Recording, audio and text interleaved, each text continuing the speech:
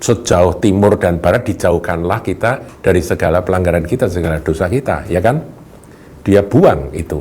Tuhan sendiri sudah melupakan, jadi kita nggak perlu mengingat-ingat akan kesalahan-kesalahan yang lalu.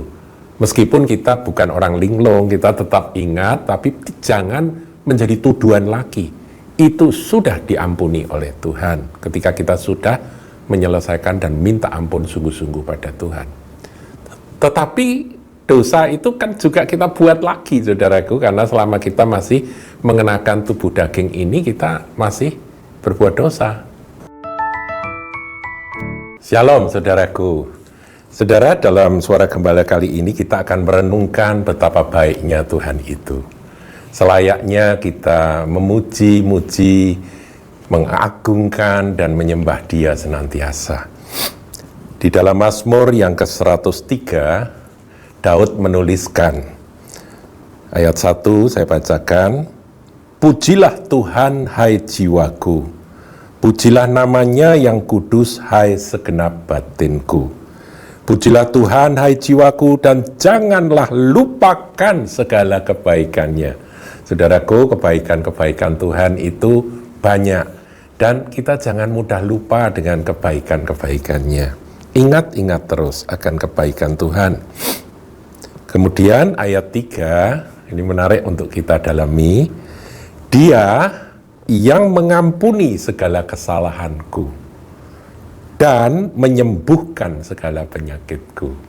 Ada dua hal ya di sini, ucapan syukur dari Daud ini. Dia yang mengampuni segala kesalahanku dan menyembuhkan segala penyakitku. Saudara, kaitan antara sakit penyakit dan dosa itu sudah sering saya bahas, saudara. Bahwa karena adanya dosa, kesalahan, maka datanglah sakit penyakit.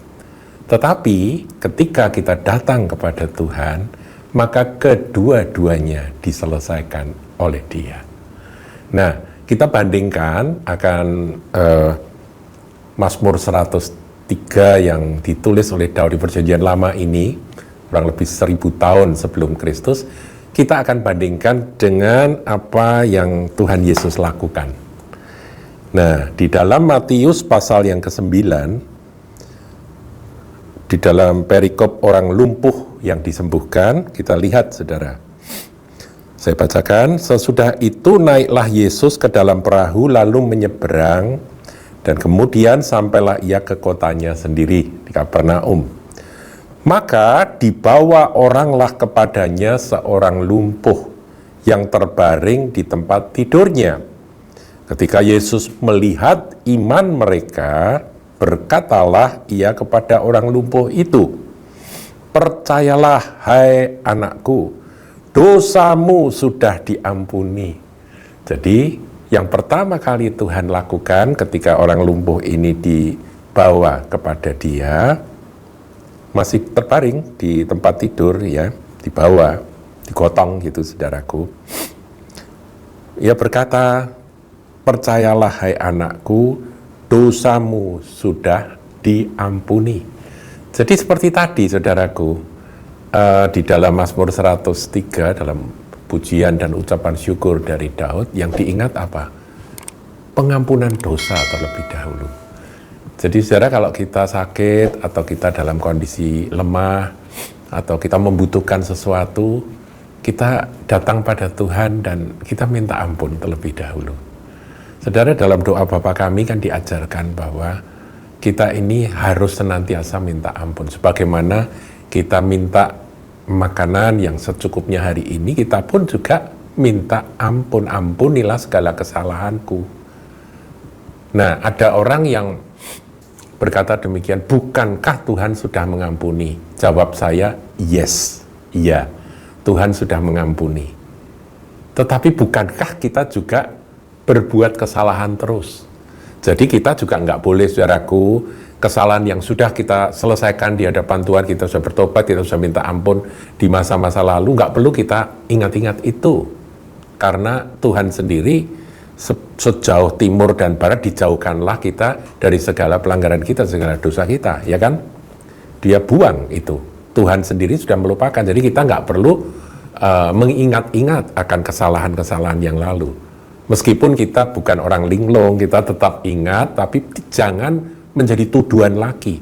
Itu sudah diampuni oleh Tuhan ketika kita sudah menyelesaikan dan minta ampun sungguh-sungguh pada Tuhan. Tetapi dosa itu kan juga kita buat lagi, saudaraku, karena selama kita masih mengenakan tubuh daging ini, kita masih berbuat dosa. Paham ya, saudara? Jadi kita pun juga dua-duanya. Kita sudah diampuni, tapi kita harus terus setiap hari datang dan kita koreksi diri, izinkan Roh Kudus tunjukkan, dan kalau ada kesalahan kita minta ampun. Yang pertama, kita minta ampun dulu. Persoalan apapun yang ada di dalam hidup saudara yang datang hari ini, entah itu sakit penyakit, entah itu masalah ekonomi, entah itu problem keluarga, atau apa saja, datang dan minta ampun terlebih dahulu. Dan jaminan Tuhan mengampuni. Orang datang dalam kelemahan seperti si lumpuh ini, Tuhan berkata, percayalah hai anakku, dosamu sudah diampuni. Luar biasa kan kasih Tuhan? Tapi ini yang harus kita terima dahulu, pengampunan dosa. Ayat 3, maka berkata beberapa orang ahli Taurat dalam hatinya, ia menghujat Allah. Nah, ini orang-orang penonton-penonton yang mendengar Tuhan berkata dosamu sudah diampuni, itu mereka menggerutu. Tetapi Yesus mengetahui pikiran mereka lalu berkata, mengapa kamu memikirkan hal-hal yang jahat? Ini orang-orang ahli Taurat ini ya. Mengapa kamu memikirkan hal-hal yang jahat di dalam hatimu? Mereka menolak bahwa Yesus adalah Allah, ya kan? Ia menghujat Allah karena yang berhak mengampuni dosa orang hanya Allah saja.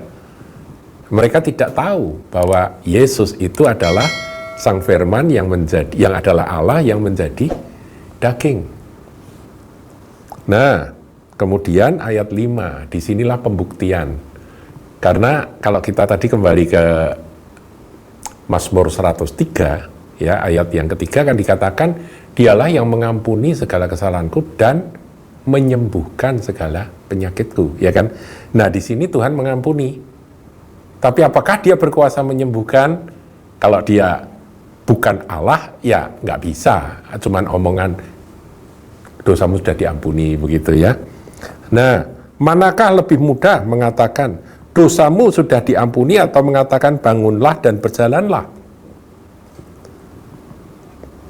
Ayat 6, tetapi supaya kamu tahu bahwa di dunia ini anak manusia, Yesus Kristus Tuhan, berkuasa mengampuni dosa karena dia Allah.